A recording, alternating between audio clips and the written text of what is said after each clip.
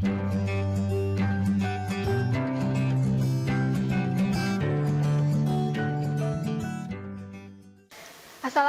warahmatullahi wabarakatuh. Bahasan kita selanjutnya adalah mengenai sistem koordinasi, dan ini merupakan materi dari kelas 11. Nah, sistem koordinasi ini merupakan salah satu sistem yang sangat kompleks di dalam tubuh kita karena terdiri dari 3 sistem utama, yaitu sistem saraf, sistem indera, dan juga sistem endokrin. Nah, yang pertama, sistem saraf merupakan sistem yang juga rumit. Nah, sistem saraf ini berfungsi untuk menghantarkan rangsang ya dari luar ke dalam tubuh kita, saling terhubung antara satu saraf dengan saraf yang lainnya. Nah, fungsinya adalah sebagai penghubung, pengatur respon, dan juga mengatur atau mengendalikan kerja-kerja organ yang ada di dalam tubuh kita. Komponen sistem saraf yang pertama adalah neuron atau sel sarafnya itu sendiri. Yang kedua adalah sel neuroglia, yaitu sel yang memberi makan, dan juga sinapsis atau sambungan antar sel. Nah, yang pertama adalah neuron. Fungsinya adalah untuk menerima rangsang.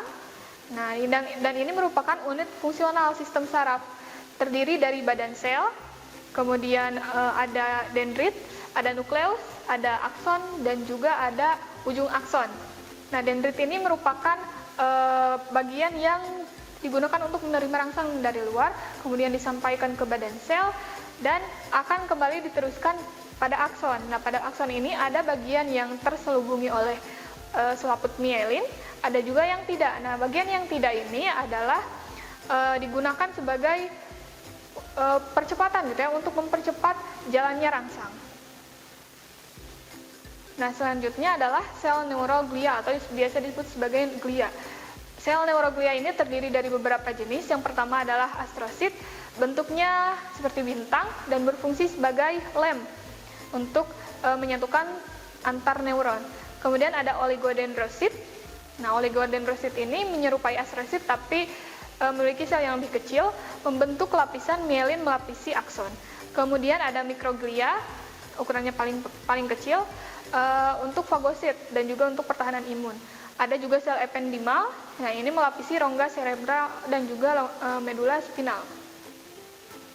Nah, selanjutnya adalah sinapsis atau persambungan antara sel-sel neuron atau sel-sel saraf. Bisa dilihat di sini. Nah, di dalam sinapsis ini ada bulatan-bulatan yang isinya adalah neurotransmitter, biasanya berupa asetilkolin, kemudian zat-zat lainnya yang digunakan untuk menyampaikan rangsangan dari satu sel neuron ke sel yang lainnya. Nah, ini merupakan impuls saraf, gerakan saraf. Ya, selanjutnya gerakan bisa dibagi menjadi 2. Gerakan yang ada di dalam tubuh kita, yaitu ada gerak sadar, biasanya dilakukan secara sengaja ya, secara sadar oleh tubuh kita, dan juga ada gerak tidak sadar. Nah, gerak sadar ini melibatkan bagian seperti ini, bisa dilihat di sini. Reseptor yang terletak di motorik akan menerima rangsang, kemudian disampaikan ke pusat saraf, kemudian akan diberikan lagi pada efektor. Selanjutnya, sistem saraf digolongkan menjadi beberapa jenis. Ya, sistem saraf pusat yang pertama, kemudian ada sistem saraf tepi. Nah, yang pertama adalah sistem saraf pusat. Untuk sistem saraf pusat terdiri dari otak dan juga medula spinalis atau sumsum tulang belakang. Nah, otak merupakan organ yang sangat penting dalam sistem koordinasi karena terdiri dari bagian-bagian yang begitu vital fungsinya. Nah, ini merupakan bagian-bagian dari otak dan perkembangannya. Yang pertama ini adalah embrio saat berumur 1 bulan memiliki otak yang hanya bisa dibagi menjadi 3 area saja, yaitu otak depan, otak tengah, dan otak belakang. Kemudian pada perkembangannya akan lebih berkembang lagi, otak depan menjadi telencephalon dan juga diencephalon. Kemudian pada otak tengah berkembang menjadi mesencephalon. Pada otak belakang atau otak yang terakhir adalah metencephalon dan juga mielencephalon. Nah, pada telencephalon pada manusia dewasa akan berubah menjadi cerebrum atau otak besar. Dan pada diencephalon terdiri dari 3 area utama, yaitu talamus, hipotalamus, dan juga epitalamus. Untuk mesencephalon biasanya berkembang menjadi otak tengah dan merupakan bagian dari pons atau batang otak. Nah, metencephalon juga berkembang lagi menjadi pons atau bagian dari batang otak itu sendiri dan juga cerebellum atau otak kecil. Selanjutnya adalah myelencephalon yang pada manusia dewasa akan berubah menjadi medula oblongata atau bagian dari batang otak juga. Selanjutnya setelah otak, sistem saraf pusat selanjutnya adalah sumsum tulang belakang. Bisa dilihat di sini ada substansi putih dan juga ada substansi kelabu. Fungsinya adalah sama mengatur gerak-gerak yang ada di dalam tubuh kita. Nah, selanjutnya adalah sistem saraf tepi. Sistem saraf tepi ini dibagi menjadi dua golongan, yaitu sistem saraf somatik dan juga sistem saraf otonom. Nah, untuk sistem saraf otonom dibagi lagi menjadi sistem saraf simpatik dan juga parasimpatik. Sistem saraf somatik merupakan 12 pasang saraf kranial yang nama-nama sarafnya dan juga fungsinya bisa kita lihat di sini. Ada urutan saraf dari nomor 1 sampai saraf pada nomor 12. Ini terdapat pada bagian kranium kita atau bagian kepala kita. Nah, selanjutnya adalah saraf somatik atau saraf spinal. Terdiri atas satu radiks dorsal di posterior dan juga di anterior. Setiap radiks yang memasuki atau meninggalkan korda membentuk 7 sampai 10 cabang radiks. Nah, ini fungsinya juga masih sama ya dalam bidang somatik. Nah, selanjutnya adalah sistem saraf otonom. Bisa menjadi dua divisi, yaitu parasimpatik dan juga simpatik. Nah, pada bagian saraf-saraf yang parasimpatik ini memiliki fungsi yang lebih pada keadaan yang santai, yaitu menyempitkan pupil mata, merangsang kelenjar ludah, memperlambat jantung, menyempitkan paru-paru, merangsang aktivitas lambung dan usus, kemudian pankreas merangsang kantung empedu, kemudian dan lain sebagainya. Nah, untuk saraf simpatik ini sebaliknya dari parasimpatik, kerjanya lebih pada sesuatu atau keadaan yang dilakukan saat kita tertekan gitu. Nah, yang pertama adalah melebarkan pupil mata, kemudian menghambat sekresi kelenjar ludah karena untuk mengurangi pencernaan supaya energi yang ada dalam tubuh kita difokuskan pada otak untuk berkonsentrasi. Nah, selanjutnya yang akan dibahas adalah mengenai narkotika dan pengaruhnya terhadap saraf. Narkotika ini biasanya merupakan obat-obatan yang bisa digunakan, tapi dengan menggunakan resep ahli gitu ya oleh dokter. Nah, namun pada perkembangannya saat ini narkotika ini banyak digunakan oleh orang-orang yang tidak bertanggung jawab untuk mendapatkan kepuasan yang sebentar gitu ya. Nah, yang pertama yang termasuk dalam golongan narkotika juga psikotropika adalah alkohol. Nah, pada umumnya kita mengenal alkohol ini sebagai disinfektan atau untuk membersihkan sesuatu ya supaya lebih higienis. Nah, tapi orang-orang banyak menyalahgunakannya sebagai obat yang digunakan untuk menekan kegelisahan gitu, untuk menciptakan rasa senang gitu ya. Jadi menekan gelisah sehingga akan timbul rasa senang. Yang tentu saja jika dilakukan hal tersebut akan mempengaruhi sistem dalam tubuh kita gitu, bisa merusak hati, merusak darah dan juga yang lainnya. Nah, yang selanjutnya adalah narkotika. Beberapa jenis narkotika ini, yang pertama adalah morfin dan kodein. Biasanya digunakan untuk menekan rasa sakit. Opium juga sama, kemudian ada heroin, ada juga kokain. Digunakan untuk anestesi lokal, tapi biasanya juga disalahgunakan. Nah, selanjutnya adalah amfetamin. Amfetamin ini obat-obatan yang sangat populer, namun biasanya disalahgunakan untuk menghilangkan rasa kantuk dan juga menghilangkan nyeri. Selanjutnya adalah valium untuk memunculkan rasa tenang dan santai sehingga merasa tidak ada beban. Ini bisa menyebabkan adiksi atau ketagihan.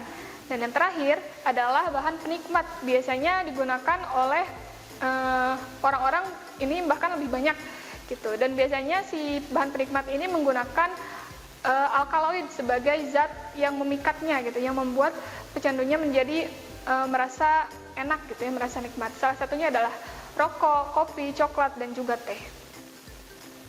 Nah, selanjutnya gangguan pada sistem saraf. Yang pertama adalah meningitis atau peradangan pada meninges. Nah, ini disebabkan oleh bakteri maupun virus. Yang kedua adalah ensefalitis, yaitu peradangan pada jaringan otak, biasanya disebabkan oleh virus. Kemudian ada neuritis atau peradangan pada neuron yang bisa disebabkan oleh keracunan. Ada juga rasa baal atau kebas pada ujung-ujung saraf tepi. Nah, ini disebabkan oleh kekurangan vitamin neurotropik. Selanjutnya adalah epilepsi yang menimbulkan serangan mendadak berulang-ulang yang tidak beralasan biasanya. Penyakit ini disebabkan oleh trauma kepala, baik itu oleh cedera atau yang lainnya, dan juga oleh tumor otak. Nah, selanjutnya adalah Alzheimer. Alzheimer ini merupakan sindrom kematian sel otak secara bersamaan, sehingga otak tampak mengecil dan juga kemampuannya berkurang. Selanjutnya adalah gegar otak. Nah, ini disebabkan oleh trauma juga, yang ditandai dengan gelisah, kebingungan, atau pingsan selama beberapa waktu yang cukup lama. Nah, selanjutnya adalah sistem endokrin atau sistem hormonal. Nah, sistem ini merupakan sistem yang menyalurkan zat-zat pengatur dalam metabolisme tubuh kita, yaitu hormon. Hormon ini adalah bahan atau substansi biologi yang dihasilkan oleh kelenjar buntu organ tertentu dalam jumlah yang kecil, kemudian masuk ke dalam darah dan punya tujuannya masing-masing gitu, organ tujuannya masing-masing. Ciri-ciri dari kelenjar buntu atau kelenjar endokrin adalah organnya kecil, sekresinya sedikit, tidak ada jalan keluarnya, dan juga penuh dengan pembuluh darah. Nah, ini merupakan lokasi-lokasi kelenjar endokrin yang ada di dalam tubuh kita. Dari otak sampai ke bagian alat vital yang ada di dalam tubuh kita itu memiliki kelenjar-kelenjar endokrin yang digunakan untuk mengeluarkan hormon-hormon. Dan masing-masing dari bagian-bagian tersebut mengeluarkan hormon yang berbeda-beda fungsinya. Nah, selanjutnya adalah sistem indera. Alat indera kita terdiri dari yang paling umum adalah ada 5. Yang pertama adalah mata. Bisa kita lihat di sini struktur mata. Mata adalah organ yang digunakan untuk menangkap rangsangan berupa cahaya, dan bagian-bagiannya yang pertama adalah kornea. Kornea ini fungsinya untuk menerima rangsangan cahaya dan meneruskan ke bagian yang lebih dalamnya lagi. Kemudian ada lensa mata, fungsinya adalah untuk meneruskan dan memfokuskan cahaya. Dan selanjutnya adalah iris, yang memberi warna pada mata, apakah seseorang bermata coklat atau bermata hitam, bermata biru. Nah, ini adalah iris yang mewarnainya. Kemudian ada pupil, yaitu tempat masuknya cahaya. Nah, selanjutnya ada retina untuk membentuk bayangan benda. Nah, ada juga saraf mata. Di belakang mata ini ada saraf mata yang fungsinya adalah untuk meneruskan rangsang cahaya dari retina ke otak kita. Dan juga ada otot-otot mata yang berfungsi untuk mengatur gerakan bola mata. Nah, selanjutnya adalah telinga. Telinga ini fungsinya untuk menerima rangsangan berupa suara. Nah, yang pertama bagian dari telinga yang paling luar adalah daun telinga. Fungsinya untuk menangkap dan juga mengumpulkan gelombang bunyi yang sampai pada telinga kita. Kemudian ada lubang telinga untuk menangkap dan juga mengumpulkan. Selanjutnya ada gendang telinga. Fungsinya untuk menerima rangsangan bunyi dan meneruskannya ke bagian yang lebih dalamnya lagi. Yang selanjutnya adalah tulang-tulang pendengaran. Ada tulang martil, tulang landasan, dan juga ada tulang sanggurdi, berfungsi untuk memperkuat getaran dan meneruskannya ke koklea. Ada saluran setengah lingkaran juga. Nah, bisa lihat di sana untuk mengendalikan keseimbangan tubuh. Jadi supaya kita bisa berjalan dengan seimbang, kemudian hal-hal lainnya ini diatur oleh organ yang ada di dalam telinga. Selanjutnya ada badan siput, ya, fungsinya adalah untuk mengubah impuls dan meneruskannya ke otak. Nah, sama seperti organ yang lainnya, ada juga saraf dan juga bagian yang di belakang ini adalah saluran Eustachius untuk menghubungkan telinga tengah dengan rongga mulut. Selanjutnya, organ indera atau alat indera yang ketiga adalah hidung. Fungsinya untuk menerima rangsangan berupa bau, ya, atau zat kimia. Nah, di sini ada bagian dari hidung tampak keluar seperti ini. Ada pangkal hidung, batang hidung, sayap, puncak, ada juga lubang, dan juga ada kolumela atau sekat antara kedua lubang. Nah, secara bagian dalamnya bisa dilihat di sini. Ada septum di tengahnya, kemudian ada rongga nasal, ada turbinet, dan juga ada sinus di sana ya. Ada juga membran mukosa yang mensekresikan mukus-mukus yang akan berfungsi untuk pertahanan tubuh kita. Gitu. Saat udara yang kita hirup kotor, maka mukus akan bekerja. Selanjutnya adalah kulit. Kulit ini menerima rangsangan berupa panas dingin, kemudian juga tekstur, ya, kasar atau halus suatu benda. Nah, ini merupakan anatomi kulit.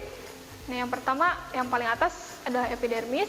Dan di epidermis ini juga terkadang muncul rambut-rambut ya.